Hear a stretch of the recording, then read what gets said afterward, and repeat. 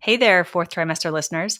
Our program today is proudly sponsored by Family Album, your secure haven for sharing baby photos and videos. Head over to the App Store today, search Family Album, one word, download the app, and start creating a legacy of love, one photo at a time.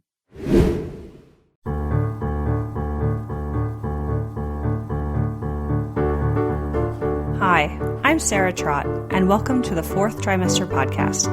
I'm a new mama, and this podcast is all about postpartum care for the first few months following birth, the time period also known as the fourth trimester. My postpartum doula, Esther Gallagher, is my co-host. She's a mother, grandmother, perinatal educator, birth and postpartum care provider. Fourth trimester care, our topic, is about the practical, emotional, and social support parents and baby require. And importantly, it helps set the tone for the continuing journey of parenting.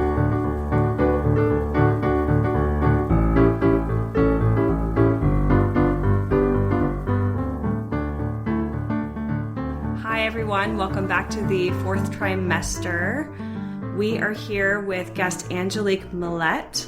She is a nationally recognized pediatric sleep consultant, a lactation educator, a pediatric sleep researcher, and creator of the Hands to Heart Sleep Swaddle. She has a doctorate, and her research addresses infant sleep locations, infant maternal sleep quality, and postpartum depression and anxiety. She has done a ton of work with parents, nonprofits, government agencies, corporations, universities, and parents all over the country. And to find out more, you can go to her website, which is angeliquemillette.com. So how are you doing, Angelique? Thank you for joining us. Oh, thanks for having me. I'm doing very well today. Thank you. And eager to speak with you about sleep. So we just wanted to kick off with a first question that we'd like to ask all of our guests, which is, what was your fourth trimester like? Oh, that's such a sweet question to ask. I appreciate that question. I had a wonderful fourth trimester. I nested. I didn't work. I was fortunate enough that I planned out the 3 or 4 months off from work and from clients.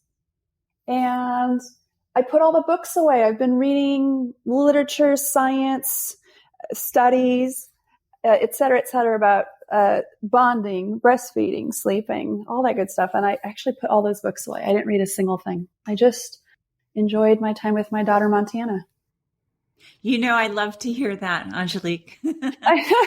That's what I hope for all new families, if at all possible. It was such a gift. I love science. I'm a big science head, but it just felt so right to just be in our rhythm and get to know one another. And I'm so grateful that we had that time. Families always ask me, what can we do to get sleep on track for our baby? And I say, simplify your lives. Yeah. Sleep. Yeah. Do some sleeping. Do some sleeping. Simplify your commitments, simplify your lives, do a lot less, especially in the first 3 to 4 months, because those are times for self-care and getting to know your baby, getting to know the kind of parent you are. Mm-hmm. Yeah. So that makes me think of something my midwife said about me when somebody was asking how I was doing during my first couple of weeks postpartum. She said, "She's a good animal." Oh, I love that. Yeah. It really is all animal nature what happens. Yeah. That fourth trimester, it's amazing. Absolutely amazing. And we had breastfeeding issues. And so I'm certainly grateful to the 20 plus years of being in the midst of families and learning so much. That I certainly went to in the fourth trimester was all those imprints and templates of, okay, what is Montana trying to tell me she needs? And I've seen this before. I had oversupply. Mm-hmm. And so it took a lot of experimenting, and it really gave me a lot of compassion for the moms that are going through oversupply. Yeah. A lot of focus is on, is mom making enough milk? But what about when mom makes too much milk and how that affects sleeping and feeding? So really deepen my work with families, that's for sure. Well, let's launch in then. What's the main issue parents have when they come to you? The primary issue is a frequent waking at night from their baby or their child. Bedtime resistance, would be another one. Bedtime resistance would mean that it just takes a long time for their baby or child to fall to sleep at bedtime, 1 or 2 hours or more. And then, of course, with, frequent waking at night, it could be a baby that's waking every 1 or 2 hours at night. It needs to have, any number of what we call sleep associations to get back to sleep. Yeah. So the parents are really worn out. Babies are also a bit worn out too. They're having a lot of what we'll call unconsolidated sleep.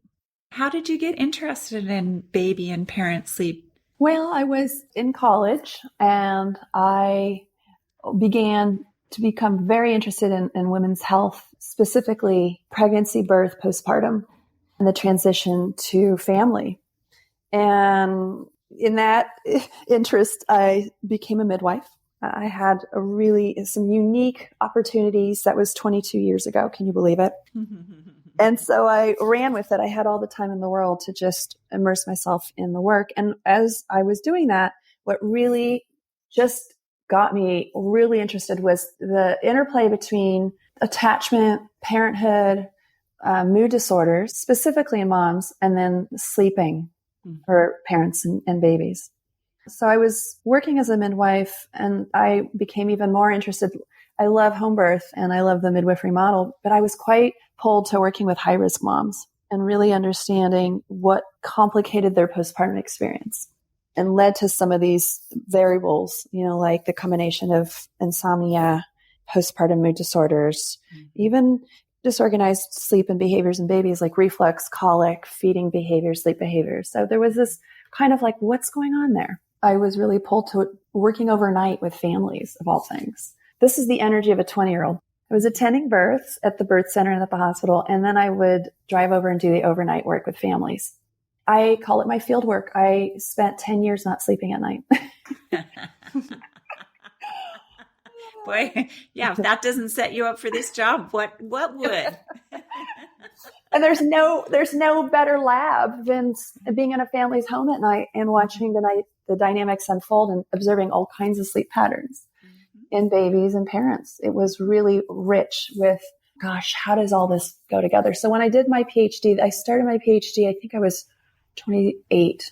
Then I got to look at all the research on all those variables. And I was surprised to find out it was really outdated. It looked primarily at the extinction or cried out method, which is a method where you'd put a baby into the crib at bedtime, you would leave and you don't return until the morning. Yikes. Sorry. And I agree. A lot of parents will say the same thing. They'll say, well, we're, as tired as we are, we're not prepared to try that. And then some parents will try it without a lot of understanding about attachment and child development and brain development. So I tasked myself with reading every single piece of literature on all those variables: sleeping, feeding, attachment, and sleep patterns, and postpartum mood disorders, and how experiences or incidents during pregnancy and birth and postpartum impact sleep cycles in babies. I was just a sponge for really reading everything available on the topic. At the same time, I was working with families, and I really knew that we had to shift the paradigm away from one-size-fits-all sleep solutions, and we had to get into looking at all these variables that contribute to sleep patterns in families and coming up with dynamic methods that address the specific needs of that family, meeting the family where they're at, and seeing the sleep deprivation and the sleep issues as an opportunity for parents to understand their baby's communication and behavior and development versus the old paradigm, which is consultant sleep training paradigm. The parent needs to just buck up, toughen up, leave the room, don't come back. That baby is manipulating you, as if kids can't manipulate parents. That doesn't really start to develop until they're 3 or 4 years old, that ability to really. So there was this real shift away, like, let's create this new paradigm. And that was, I would say, 12, 13 years ago when I really started to theorize the paradigm. I had been doing it with families, so it was all there in the field work. But then when I started to actually conceptualize the theory and then started to work with nonprofits and universities and working on site training, that's when it really started to click. Like, all right, we're going to shift away from this old paradigm. It's not really serving families. It's very limited in scope. At the same time, the field was starting to really catch up. There's been a dearth of research in the last 10, 15 years about all these variables that I'm really interested in. So I'm happy to say that as I was shifting into the approach, I was able to then offer families some really compelling research about why it's important to look at other possibilities when it comes to their child's sleep. You said so many interesting things there. And one I wanted to pick up on first is the cry it out method, because maybe people don't really know what that is. What is that? Why is it? I mean, is it fair to say it's a little out of fashion now? Well, I wish I wish that was the case. There's a very esteemed and popular pediatrician out of Brooklyn, New York, who just made a statement in the last year saying that, we need to sleep train babies using the cry it out extinction method starting at 2 months. And he's very popular. And so I wish I could say that it's out of fashion. I will say that what we're bringing to the table is other methods, and we're educating parents about those other methods. The extinction cry it out is the method that was probably used when we were babies. It's been around for 2 generations at least. It's the method that Weisbluth refers to in his book, which I would say the grandfathers of the sleep field would be the 2 pediatric sleep researchers, Ferber and Weisbluth, here in the US, that is. And so Weisbluth proposes extinction or cry it out. That method, you put a baby down and then you don't return. So you are, in fact, staying out of the room the entire night. The way that families would implement it is that they immediately extinguish all night feeds so that, they're achieving like a 12-hour cycle of sleep. Ferber, just to distinguish, Ferber method, or Dr. Ferber, suggests using what's called the interval method or graduated extinction. With graduated extinction, you increase the time that you're out of the room. So you'd leave the room for 5 minutes, come back for a minute, leave the room for 7 minutes, come back for a minute, leave the room for 10 minutes, come back for a minute. The premise with that method is that you're checking on the baby, but you're not picking up or feeding or replacing a pacifier. So those are, we'll call them crying methods because they're largely dependent upon the baby crying, self-soothing, and settling to sleep. They are methods where they're very low on parent proximity and parent responsiveness. With the extinction method, there's no parent proximity. The parent's not in the room at all. There's no parent responsiveness. With the interval method, there's at least a little bit. What are the physical and emotional aspects of it? So, for example, how would a baby feel during the extinction method? And when is a baby big enough to experience that amount of time without feeding? Those are the questions to ask. And, much like you, other parents are asking those questions, and I'm glad they are. What I've been able to find in the research, and what I do is I pull from all kinds of disciplines to really understand the full picture. But starting around 2 months, babies are developing emotions: sadness, anger, frustration, happiness. And so you can bet that as a baby's crying, they are feeling anger, sadness, and frustration. That is definitely evident in the cry. And if a sleep consultant suggests that the baby isn't feeling anything, which is, again, part of that old paradigm, that babies aren't feeling anything, they're just manipulating you if they're crying, they're really missing the point about child development, like completely missing the whole thing. So babies are, in fact, feeling all of that. Is it a reason to sleep train? Is it a reason not to sleep train? That is the big question that we ask. What I do, because I do use that interval crying method, is that I take some departures from the classic interpretation of the method. I'm a lactation educator, and I also study attachment. And so I make some modifications to interval method to take into account breastfeeding and attachment. The research, it's difficult. You can't ask a baby, well, how did that feel last night when you cried? There's some ethical constraints. You can't set up what we'll call an A+ study to know for sure what a baby's going through. The best evidence that I have is, what is the baby's behavior like the next day? That's the question I ask parents that are using sleep training. What is your baby behaving like the next day? Variables that I'm looking for, like I ask parents, are they making eye contact? Are they cooing, babbling? Are they accepting the feed when offered?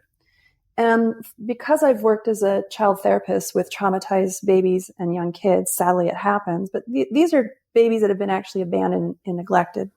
There are some characteristic behavioral changes. Babies begin to withdraw. They don't feed. They don't make eye contact. They don't coo. They don't signal parents. That's my baseline. I'm looking for changes in behavior.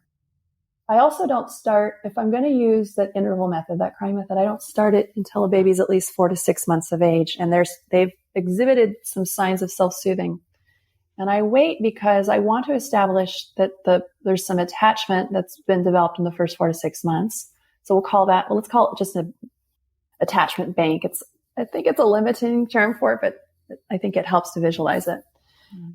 So we imagine that the baby's needs are consistently met. So when we use this sleep training method, we're now shifting the baby's expectation of how the parent's going to respond. But we only do a little bit of that. And we bank on the baby having developed what's called resiliency. That's a big part of this, is that babies that are having their needs consistently met develop resiliency so that if there's a little bit of a break to the relationship with the parent, which I actually think sleep training is a break, that they're able to manage it with that resiliency that they've developed. A 2-month-old doesn't have any resiliency developed. They haven't had enough interactions with the parent to have developed a bank and have resiliency there. So we have to really take into account so many different variables when we look at which method we're going to use. And that, again, I'm bringing the parent back to the child's behavior the next day. Probably a large part of that is because I am only asking the baby to do enough that they're not overwhelmed by it. So I'm not asking a parent to drop all the night feeds as they sleep train. We keep at least 1 or 2 or 3 night feeds, because the night feeds are about nutrition and hydration, but they're also about resetting and bonding. Mm-hmm. It's a long night. Yeah. Especially if you get hungry. It's a long night. And yeah. I think it's very reasonable to expect a baby to have a night feed until they're 4 to 12 months of age. Mm-hmm. So I do make a lot of modifications. There isn't really a good way for us to know what a baby's feeling. I mean, that's the limitations of this. Mm-hmm. What we do know is that when babies aren't sleeping well, when parents aren't sleeping well, we have so much research to show us that can impact the relationship between the parent and the baby. And so we just have to look at it case by case to see, is this family, if we were to introduce this intervention where there's crying, can we conceivably offer in some support so that when the baby's unhappy and crying and the parents are feeling, oh gosh, is everything going to be okay? Can we do this in such a way that the baby still knows that they're safe and loved? Right. Yeah. I mean, that is the question. Mm-hmm. And how do we want our baby to feel when they're learning how to self-soothe and sleep on their own? Well, I like I said, I don't mince words with parents. I remind them, when your baby's crying, they're mad, they're sad, they're frustrated. Mm-hmm. There's an extinguishing of a expectation, a certain expectation that the baby has that the parent's going to respond a certain way. And right. And I think sometimes a problem might be for parents, and I would apply this to all things parenting over the span of however many years you parent, mm-hmm. which is, it's so easy to detach from this, right? Mm-hmm. It's a simple matter of asking yourself, what does it feel like in my body when something triggers anger? When I am angry, when I am frustrated, it could be my own thoughts, right, that are triggering these things. But in any case, what does it feel like when I'm angry? What does it feel like when I'm sad? What does despair feel like? Mm-hmm. And is that something you want your child to have to do unsupported for mm-hmm. any amount of time? Mm-hmm. I don't know about you, Angelique, but I think that's a good starting place. Ask mm-hmm. yourself, how much of that can you tolerate, mm-hmm. really tolerate? And then ask yourself what you're asking your baby to do potentially. It doesn't mean you backlash on yourself and say, oh, well, I guess sleep deprivation and anxiety-driven depression is my lot in life. It shouldn't be, right? This is often what we're talking about. A parent needs to get some better form, quantity mm-hmm. and quality right. of sleep in order to be the parent they're trying to be. And they have a baby who, as of yet, isn't sleeping enough to satisfy all of that. So it's a very interesting conjunction of needs, right? What we found, I did a big study with families around the U.S. really capturing a lot of insights and data about sleep, moms and babies sleep, at 4 to 6 months of age.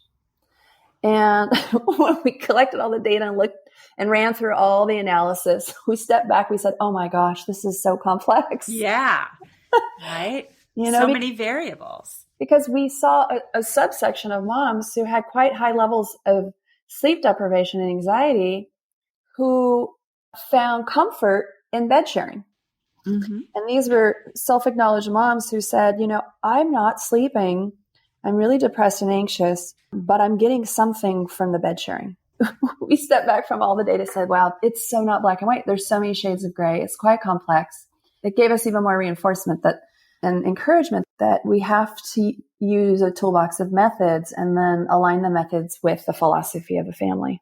Well, I'm going to back up and throw something in here. And that is something I try to teach my new parents right away, which is that, you can't sleep if you're hungry.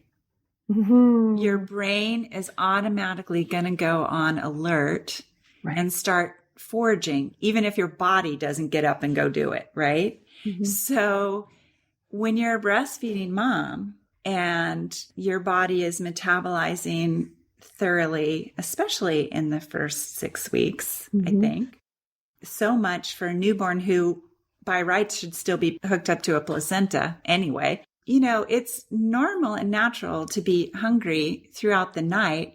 Most moms are doing a lot of the breastfeeding during the night, meaning that's when babies kind of wake up and smell the breast milk. They're like, okay, it's safe and quiet and dark. Let's eat. So I think managing their expectations and their understanding of what babies need in those first 6 weeks to 3 months is important, but also what that mom needs. She needs to not think that she's going to be able to get through a 24-hour cycle on a bowl of granola, a sandwich, and a bowl of soup. That's right. Right? Like your body can't calm down and sleep for those 20 minutes to 3-hour intervals that you might be lucky enough to get if you're hungry. That is something you can relate to your baby. They're not prepared to do that. In a nice way, your bodies are made to do that together anyway. So if you can stop imagining that in the first 6 weeks, you're going to lose your mind if you don't get 8 hours of sleep. Right. Right. And just as you were so beautifully illustrating about your own fourth trimester, like just sink down into what is this baby doing? What do I do? That's right. How do we do it together? That's and right. let's get in sync, because even as sleep deprived as I was, I look back and realize it wasn't the baby doing it to me. She wasn't, the greatest sleeper on the planet, but she was sleeping throughout those 24 hours. It was the household I lived in and the disruptive behavior of adults and, nobody around to feed me while I was sitting and lying down breastfeeding all day long. So, I look back and realize, not optimal circumstances by a long shot. Right. And nobody to normalize any of that. Being somebody who was sleep trained too, I think there was some triggering going on around having a new baby as well. That's kind of personal, but I think we don't realize we were that baby once ourselves, and somewhere inside of us remembers, Right. It is much more complicated than we ever imagined and much more complex. And helping a family find their way to the vision. That's why I always ask families when we start our work together, well, what is your vision? What does it look like? And sometimes I can hear in the response that their expectations are from a book they've read or an experience that a friend has had that's unrealistic. And then the work is to help them see their baby is doing exactly what they need to do.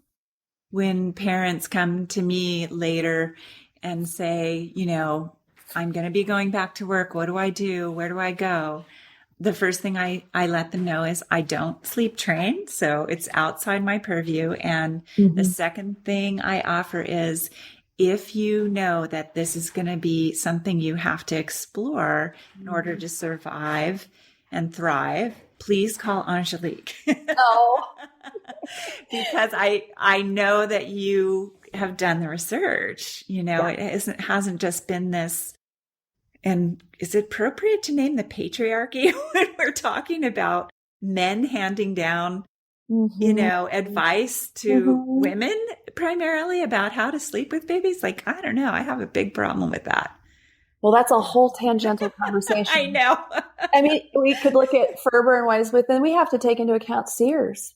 And his original parenting books were largely Christian based. Mm-hmm. And that was 20 plus years ago. And his publisher asked him to eliminate those sections because they were largely based on division of roles between moms and dads. Yeah. And the mom's role was to wake up at night and serve the baby. Yeah. And you can feel a little part of that in the Sears approach to sleep. By the way, just as a matter of just my own reveal, I was hardcore attachment parenting in my approach to sleep and felt like kids should bed share and feed on demand until they went to college. Right. And that was I'm currently going through that now, in full disclosure, because I'm working with both of you on all of these things. Yeah, it feels like a very natural progression. I want my baby to cuddle with me all the time, and my baby wants to cuddle with me all the time. Yeah. Smart mom, smart baby. Yeah, yeah. Sarah, are you back to work now? I just went back to work this week. I haven't had a full night's sleep since probably well over half of a year now, mainly because at the end of my pregnancy, I was very uncomfortable and I had what I called jumpy legs and I just couldn't really sleep. And I slept better after I had my baby because at least I was getting 3-hour stretches. Right. Mm-hmm. That was fantastic. And going back to work is exhausting. I'm now fully mentally engaged during the day, which takes up a ton of energy. In a way that's different from being mentally engaged while looking after a baby. And I'm more tired. And I'm planning to try the interval method in a few weeks when my baby is through her latest developmental cycle and work with you on that, Angelique. Thank you. And I'm excited about the prospect of getting more sleep. I'm also very cautious about causing my baby any undue stress, which is why I like the idea of interval. I like everything you're telling me about it giving my baby reassurance throughout the night that I'm not abandoning her, that she's fine, that someone will always come if she cries, and just reassure her and create that pattern of her knowing that she's not alone and that she can still eat. Now, her body's big enough. Esther, you told me about the idea that baby stomachs have to grow to a size that's big enough before they can ideally physically go through a certain period of time without eating, which is Did I tell you that? I think you did. I think we were talking about reflux and you'd experienced, cases where people have maybe expected their baby to sleep 12 hours before their stomachs. Yeah. And that had a relationship with reflux. Right. Because babies were actually hungry, thus producing, when you get hungry, your body anticipates food, starts putting out hydrochloric acid, right? And then when you're not fed, you're going to have this reflux, right? And so often I'm just aghast at the parents who are being, not the parents, but the parents are being told not to breastfeed or to limit breastfeeding at any stage, as though that's going to be the thing that helps quell the reflux. It sounds absolutely untenable to me. And the proof for me has been that when I do show up to clients who've been referred to me who have babies with reflux, they're burping, they're doing all these crazy things, but they're not feeding the baby. And the baby is clearly losing weight. It would be one thing if I was seeing these fat, happy babies, who burp and scream because it hurts. And that is not what I'm seeing. I'm seeing skinny babies crying, obviously looking for food. So I'm sad about that. I'm sad but clearly there comes a time when babies can sleep longer and longer periods. And it's not just breast milk, right? Like babies need any kind of food, if it's like formula or breast milk, depending on what people do. You can't just feed them a bottle of formula and think that makes all the difference. Yeah. Right. And don't you think that's a myth that we've had for a long, long time, Angelique, is that, you feed a baby every 4 hours and you give them this amount of milk and you do this and this and this. And it seems to permeate our culture to this day, even with the rise of breastfeeding. Hey, fellow parents, can we take a moment to reflect on the joyous chaos that is parenthood? You know those days when our hearts swell with love at the sight of our little ones and we're bursting at the seams to share every adorable moment with the world. But let's be real. Some things are better kept in the family, and your loved ones who matter the most aren't always close by, and they might not be that tech-savvy either. So how can you easily share your baby's beautiful growth with loved ones while keeping your precious memories secure? I remember the frustration of trying to use some of the big tech photo solutions, only to find they fell short of what I needed. That's when I stumbled upon something truly remarkable, the Family Album app. The Family Album app was created to give parents a secure and easy way to share photos and videos with loved ones. It's an orderly and totally secure haven for your family's personal memories. I love that there's no third-party ads, no unwanted eyes, unlimited storage, and that it's totally free. So to all the parents who are out there still trying to use other messaging apps for your kids' photos, it's time to level up your family photo game with a free photo sharing app. Head over to the App Store today, search Family Album, one word, download the app, and start creating a legacy of love one photo at a time. Well, if you consider the most popular sleep book on Amazon right now is 12 Hours in 12 Weeks. Oh my God. And it's a book written by a mom and co-authored by a lawyer. And no offense to lawyers, but here's the basis of the book. It is that at 12 weeks of age, your baby will sleep 12 hours at night, no feeding, and limit daytime feeds to only 4 feeds. Most popular book, sleep book on Amazon. And what we're seeing are babies who have failure to thrive. Yes, exactly. On that method, they start to lose a pound or more a week because they're not getting enough calories. And here we've got this disconnect. Moms are going back to work when the baby's around 3 to 4 months of age, if they've even had that much maternity leave. They're going back to work and they're faced with the prospect of how are they going to juggle working 40, 50 hours a week, including a commute, and then being a good mom. Yeah. And then, of course, the transition to, say, a nanny or a daycare provider that's now going to be the one offering feeding and sleeping. So the book feels like this magic bullet, like it is going to solve all that very quickly for a mom who's well-intentioned and just considering options. Babies have 8 growth spurts in the first 12 months. Growth spurts are a critical period of brain development when the brain needs food to develop. A critical period of brain development means that the baby is quickly organizing. The neurons are firing and wiring at a rapid rate as the baby organizes new skills and behavior. So at the pace of every 4 to 6 weeks over the first year, baby will have these critical periods of brain development. We take those into consideration and we ask parents not to do any big sleep training or sleep learning or sleep program during a critical period of brain development. We want babies to have their needs met and have nourishment so their brains get what they need during these periods of change. And that means eating at night and eating more than 4 times a day and getting some contact at night. That's exactly right. But in effect, what you get with a method like that is the parent starts to lose their intuition about what their babies need. Mm-hmm. They've been successful getting the baby on a schedule. Again, it's very complex. There's a lot of nuances to this kind of the sleeping and feeding patterns of babies. And so what happens is that within a couple weeks of being successful with the method, the baby regresses and the parent says, well, why is my baby failing? Why am I failing at this? And in effect, what we have is just a missed moment for education.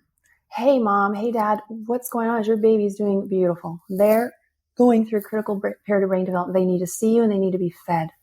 What helps babies grow is being close to a loving, trusted caregiver. And when they're in a critical period of brain development, they have a feeling for safety and response. There's no other way to get around it. Mm-hmm. And your job at that point, if your baby's waking up outside of the feed time during a critical period of brain development, your job then is to go respond and let them know they're safe and loved. When parents are, on the verge of making a major transition themselves, whether it's back to work or maybe moving or, it could be any number of possibilities there. They're curious, like, well, what should we expect? And one of the things I say is, well, expect a baby who's going to need more contact because they're going through it too. And it's a big transition for them. We've already talked about growth spurts and what happens, what babies do and what they need and why. But then you throw in another big transition. Maybe it's just travel, right? Maybe it's just you go on a trip and everything that was kind of day to day for them is no longer for some period of time. They're going to seek reassurance that everything's okay. And they have one way to do that. And that's to make contact with you, to see your face, to be held by your body, to see that you're fine and everything's okay. And so it's common, at least in my experience, that, for instance, when mom goes back to work, right, baby's playing catch up during the night, like, okay, there you are. I didn't see you for X number of hours. I'm going to see you now. I'm going to see you all night. And it's a healthy sign. Yeah, yes. The baby's way of saying, hey, this relationship means something to me. Mm-hmm. I am experiencing that as we speak. Yes, I bet you are. Yeah. Is co-sleeping safe? Here are a couple things to consider. American Academy of Pediatrics, who we'll say is the most conservative science-based body here in the U.S. with, assorted sleep advice, they have now updated their recommendations. This is so interesting to me. In lieu of probably Dr. McKenna's work, because McKenna's done a lot of great work looking at how when babies are close to a caregiver at night, when they're sleeping close to a caregiver, they've seen less incidences of apnea episodes. Apnea is when a baby stops breathing. Surprise! Totally. Hello. I mean, how have we led parents astray all these years? Yeah. So it's compelling enough. Thank goodness for McKenna. McKenna does great research. He's an anthropologist. Mm-hmm. Love that guy. Love that guy. And so the AAP said, gosh, this is so important that we're going to recommend room sharing. Babies and parents are not separated for at least the first 6 to 12 months, that they share the same room. I mean, that is a big deal considering that they've said for a long time, independent sleeping, get your baby safely sleeping alone in another room. Now they're saying that, in fact, safe sleeping happens when we room share. However, they're not going to support bed sharing at this time. So I mentioned that because I want just sort of set the context for understanding the recommendation parents are getting. The research that we did and other researchers at Study Sleep have found that parents are going to bed share. Up to 70% of parents will bed share at some point in the first 3 years. Mm-hmm. Bed share. So here we have this kind of disconnect. We do see that the field is catching up to what parents are actually doing, which is that parents are actually bed sharing. There's a lot of bed sharing, and it may not be for the whole night. What we have found in our research, and we're seeing in the other research, is that there's a lot of what's called hybrid sleep arrangements. That a baby may start off in a crib or co-sleep or pack and play in a separate room or in the parents' room, and then at some point in the night, the baby comes into the family bed. What we recommend for parents who are bed sharing is following the safe bed sharing guidelines that are very well established by a group of breastfeeding advocates here in this country. If we get the sense or we get reports from the parents that they can't be really safe about it, that would include like not using sleep meds, no alcohol, no drinking, no smoking, no other kids or pets in the bed. Those are some of the basics. If we're getting reports from the parents that the pets are in the bed, there are older siblings in the bed, that maybe the spouse or partner or the other parent is using Ambien to sleep, then we're going to recommend that the parent not bed share or bed share in a different sleep space. Mm-hmm. Do we have clients that we work with who are bed sharing? Absolutely. Do we have clients that want to continue to bed share? We certainly have a handful of those. And then we have to instruct them on safe bed sharing, especially as their baby is entering what we call the pre-toddler locomotive stage, which means that they could potentially, and will do, climb or roll out of the family bed. I love that highfalutin term, Angelique, for like monkey in the bed. Get this. I slept on a queen size water bed with my daughter and her dad. And what a nightmare. You'd think, oh my God, doesn't that sound great? Oh my God. Right? It was terrible. Oh my God. And somehow I didn't know to just say, this sucks. Get rid of this crap and get me a real bed. Real bed. I know, right? Oh, can you repeat the statistic you said, Angelique? What percentage of parents co-sleep or bed share? What we found was, and the research also, I'm looking at several different studies now, they're up to 70% of parents in the U.S. will bed share at some point in the first 3 years. What we're seeing is that sleep is much more fluid than we think. Mm-hmm. It's not as if you're just going to sleep train your 6-month-old and you'll never hear from them again at night, and voila, you get that holy grail of 12 hours of sleep and there you go. I mean, that's really the crux of the data, is that your baby could be sleeping very well the first year, and then at 2 years, they start developing nightmares. You've got a toddler that develops nightmares and night terrors, or just simply nightmares, and they climb out of the crib. Suddenly, you're bed sharing with a toddler that you never imagined bed sharing with, and you're asking yourself, is this working for our family? I just met with the leading juvenile manufacturing company in the world. Mm-hmm. Had me out for an on-site in February in New York. And the evening before they pulled me in to look at designing their new line of sleep products, which is very exciting. They see sleep as like this is where it's all headed.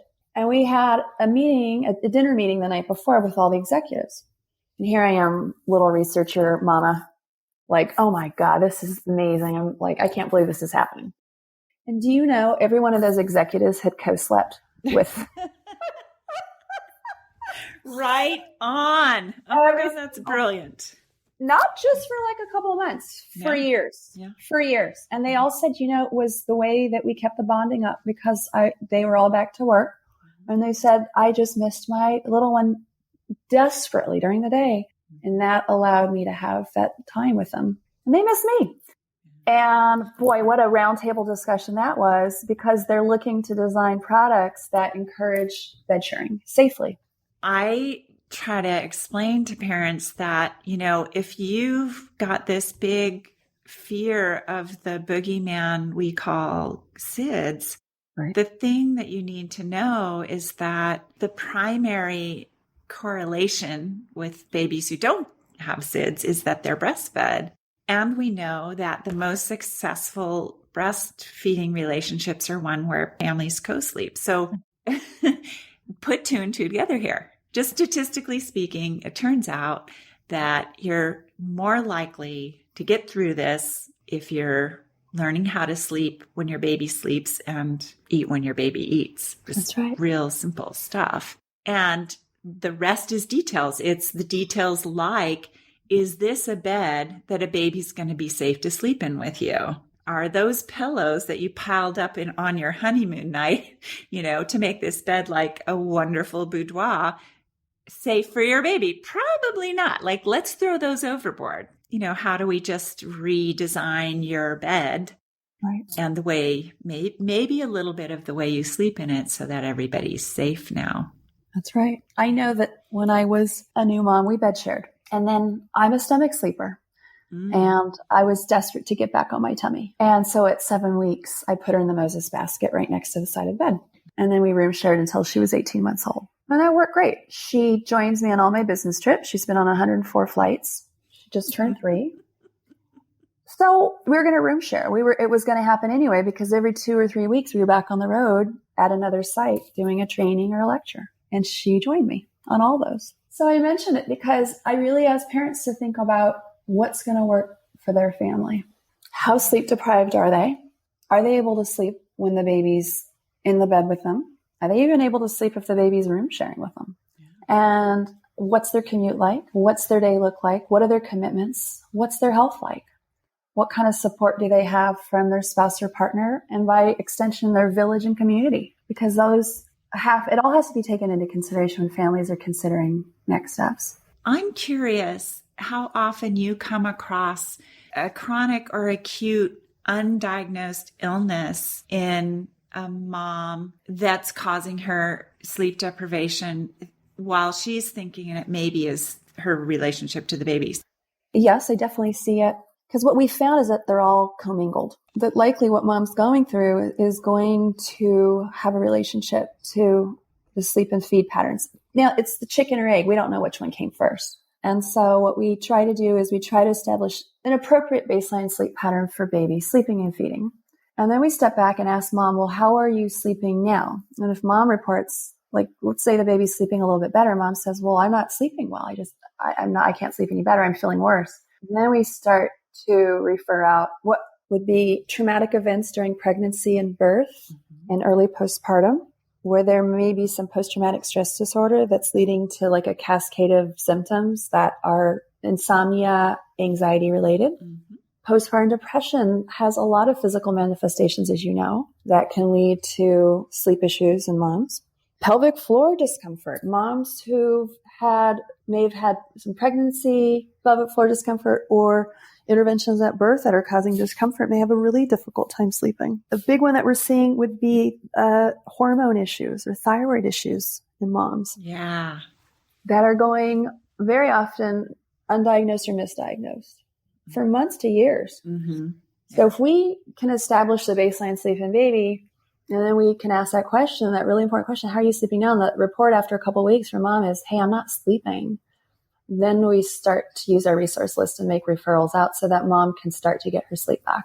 I think it's an important thing for moms to know about. When I'm working with moms and they're not being seen for the first 6 weeks, and Sarah will remember this. Remember my little list of things that I said, look, how about you get the following things checked as a baseline, see how you're doing, even if you're asymptomatic, right? Even if things aren't looking bad. Now, they might give you pushback and say, well, unless you have symptoms, we really don't want to test you for this. And that's fair. But so often there are things lurking that, but for this thorough exam, it's just blood tests and you might suffer for months and months and months. And what the heck? You have a baseline.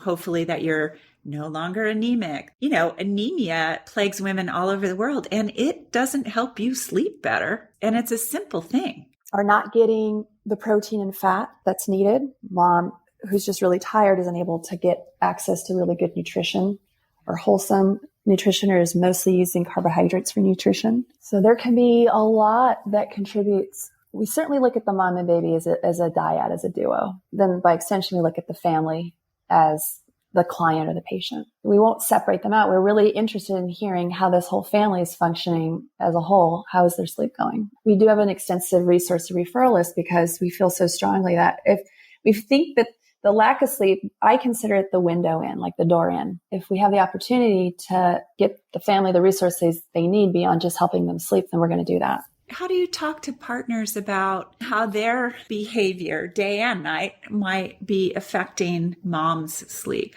It's definitely a big part of how we set up the methods is to enlist the spouse or partner in the method. In fact, that's probably a big departure that I take from the classical interpretation of interval method, is that I don't enlist the mom to do the method because it's too confusing for a baby who's bonded quite closely with mom via feeding to now see her as the person that's going to leave when the baby's crying. The baby is confused by that, which completely makes sense. It's like being on a no carb diet and then the pizza guy keeps coming over with the pizza. Yeah. And the baby just gets confused. So good metaphor.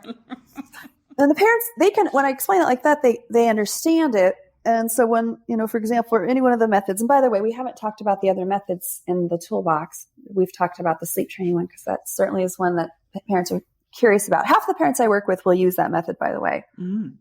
But then there's a no low cry method that works very well that I developed over 20 years ago. It just takes a lot of work. It takes 4 to 6 weeks to get results. So for any one of these methods, we enlist the spouse or partner to participate. And often that becomes a bridge for the spouse or partner feeling like they've got some tools in the toolkit for participating in sleep routines altogether. Maybe they haven't participated because the baby was largely focused on mom or mom was largely focused on baby. So this is a bridge. We consider a bridge for getting the spouse or partner to participate. We're certainly seeing a lot more partners willing to participate with the bedtimes and night sleep. Especially in the last 10, 15 years, I'm seeing a lot more of, we'll call them shared parenting responsibilities, even at night. So we get lucky for sure with those families where it's just a given. With the families where that's not the case, then there's a bit of education and support and a little bit of setting up the methods so that the partner can participate. I will say sometimes they're willing to, sometimes they're not. Mm-hmm. Sometimes that is bigger than the work we're going to do together. We always do an intake with the family before we work with them. We get several intakes a year where we say the family to the parents, because we try to have them both on the intake. Sometimes we can, sometimes we can't. But we'll say that, it would be helpful if you had a little bit of time with a couples therapist before we do the sleep work. We'll say, come back to us in a couple months, because I think the work will be much more impactful if you've had a little bit of support. That can come up in the intake. We already can assess for that. That's brilliant, Angelique, that you've got that kind of an intake. I'm impressed with that. Well, we want them to be successful. Yeah. And we know that it takes a team to be successful. Even for the single moms that we work with, we pull in support. So they've got some support to help with the method if it's a trusted family member or even a night doula that we'll pull in that is really compassionate and can be there for the mom to support her. What advice do you have for parents so that they're making the most of their fourth trimester, that first few months at home with their baby, to set a pattern of healthy sleep habits for their family? Yeah, it's a good question. It's one part intuition and slowing down and getting to know the rough edges around trying to meet the needs of your baby while trying to meet your own needs. And then the other part is probably just very simple routines that's, we think of them as schedule, like a schedule, but those routines are starting really early on. It's kind of just part of the mix that babies are born without fully developed circadian rhythms, which is really unfortunate for the whole mix. But the circadian rhythms develop out of needs being met consistently over those first few months. I mean, it's amazing, the interplay there, but I always say sleep is about relationship, and it really is. The development of even circadian rhythms, that's just going to develop, and it happens because mom is feeding the baby frequently during the day, and they're bonding and having time together, and they're getting outside and exposure to sunlight. And then the baby starts to sleep a little longer stretch at night. And all that happens because of relationship. So I make some really simple suggestions about getting outside every day and starting even a bedtime routine. And it's a very just a simple routine that helps the baby know that when this soft music is playing or the lights are turned low and there's this warm water, like it could be a bath or a washcloth, that sleep time is going to happen next. So it's setting the stage for how babies start to transition into what happens next. So those kinds of little sleep routines can be introduced. I start them as early as 2 to 4 weeks. Very, very simple, think of bonding kind of aspects to the sleep routines. I start them very early on, and they're zeitgebers that really help a baby know. They're like cueing the baby, like, okay, my body's going to get to sleep at this point. We're helping parents identify sleep cues. For a first-time parent, they may be missing baby sleep windows because they just don't know what those baby sleep signs are, or sleep cues. And some babies don't have very clear ones. Some babies yawn and rub eyes, or eyes turn red, but some babies don't yawn at all. They just stare off into space. They just have gaze avert. That's the only sleep sign they have. And a first-time parent may think, hey, I'm not being entertaining enough. I better ramp it up. And sure enough, what baby's communicating is, hey, too much, take it down about 1 million notches. I need to go to sleep. I'm getting overstimulated. So they're really simple, what we'll call education kinds of strategies early on. We certainly see that there's a greater predominance of sleeping issues in babies that have feeding issues. We help parents to sort those out in the first 1, 2, 3 months. So feeding issues that we're seeing would be reflux, lip tie, tongue ties, so latch issues. And so we want to help those parents. Or oversupply. I just had a consultation with a family where the baby's doubled the weight by 10 weeks of age, the birth weight. And they're having all kinds of sleeping issues, especially at night, because the baby is overfeeding. The baby's getting too much food. Mm-hmm. Wow, it would be a real problem if we try to sleep train that baby, because it's not it's become a sleeping issue. It's in fact a feeding issue. Yeah. So we're giving some suggestions. We're referring out to LC, but we're also giving some immediate recommendations for some different feeding positions and changes to the feeding so that we can immediately start to reduce the likelihood that the oversupply is what's contributing to the discomfort, what's contributing to the irregular sleep patterns. You mentioned oversupply. What is the answer for that? It is a lot of experimentation with position is what I've discovered. Mm. What worked best for me was not a classic, like a C hold or C position. My little one was just basically drowning in breast milk when I did that. What worked best for us was side lie feeding and then block feeding. And it really immediately shifted the reflux, the discomfort she was having. Great. Yeah. Angelique, I've learned so much from you. Thank you. This was great. Really great. Oh, thank you so much. I've learned so much from both of you. It's just such a pleasure to hear your experiences. And Esther, you're doing amazing work with families. Oh, thanks so much. Yeah. It's really helping them slow down. It's my goal. Yeah. Lie down and breastfeed. Feed mommy. Simple little things like that. Yeah. You can find out more about Esther Gallagher on esthergallagher.com. You can also subscribe to this podcast in order to hear more from us. Thank you for listening, everyone, and I hope you'll join us next time on the Fourth Trimester. The theme music on this podcast was created by Sean Trott. Hear more at soundcloud.com/Sean Trott. Special thanks to my true loves, my husband Ben, daughter Penelope, and baby girl Evelyn. Don't forget to share the Fourth Trimester Podcast with any new and expecting parents. I'm Sarah Trott. Goodbye for now. Hello again, bicycle man. I know you're doing all that you can. I wrote this song, simple and true. I wrote the song, I'll sing a song for you.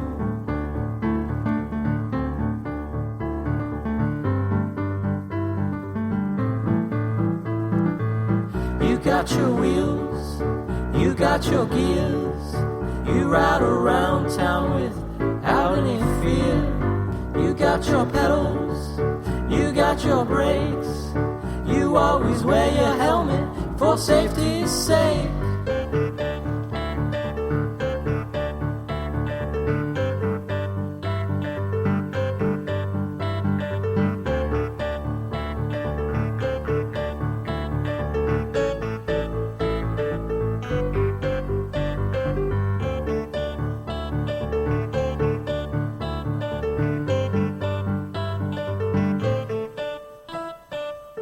Hello again, bicycle man. I know you're doing all that you can. I wrote the song, simple and true. I wrote the song, I sing a song for you.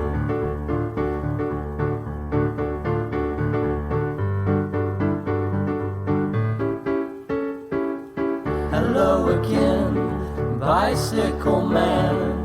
I know you're doing the best that you can. I wrote the song, simple and true. I wrote the song, I sing a song for you.